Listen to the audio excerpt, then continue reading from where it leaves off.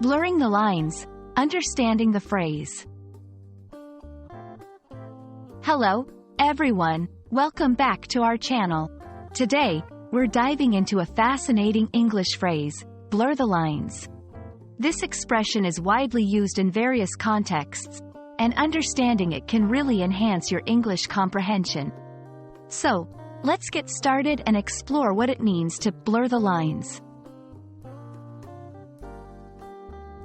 Blur the lines is an idiomatic expression used to describe a situation where distinctions between things become unclear or less defined. This phrase often implies that the boundaries or differences that usually separate concepts, categories, or things are becoming indistinct or ambiguous. It's like looking at a picture where the edges are not sharp, making it hard to tell where one thing ends and another begins. To better understand this phrase, let's look at some examples. 1. In art and design, when an artist chooses to mix different styles, they are said to blur the lines between those styles. 2. In work-life balance, when you start answering work emails late at night, you might be blurring the lines between your professional and personal life. 3. In music and genres, a musician might blur the lines between jazz and pop, creating a fusion that doesn't neatly fit into one category.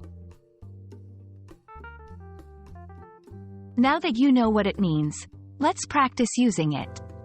Remember, this phrase is best used when you're talking about situations where distinctions are becoming unclear. For example, you might say, "The new policy blurs the lines between work and leisure time," or "Her writing style blurs the lines between fiction and reality." And that's a wrap on blurring the lines. We hope this video has helped clarify this interesting expression for you. Remember, English is full of such colorful phrases, and understanding them can really enrich your language skills. Thanks for watching, and we'll see you in our next video.